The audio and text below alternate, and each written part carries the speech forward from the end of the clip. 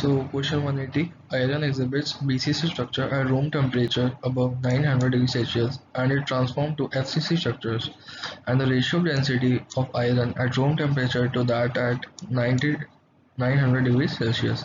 And as we have to assume that molar mass and atomic radii of iron remains constant with the temperature. So these are the options. So let's see the answer. So for BCC structures, the atomic number for Z equals to 2, A equals to 4R upon root 3. This is the formula. And for FCC lattice, we have the Z equals to 4, A equals to 2 root 2 R. So this is the formula for a BCC and FCC. We have to calculate the ratio of the density at 225 degrees Celsius and at 900 degrees Celsius. So this is the formula Zm upon Na into A cube for BCC and Zm upon Na into A cube for FCC. So we have to put the values, and by solving this we'll get the 3 root 3 4 root 2. So this is the right answer, that is option 3.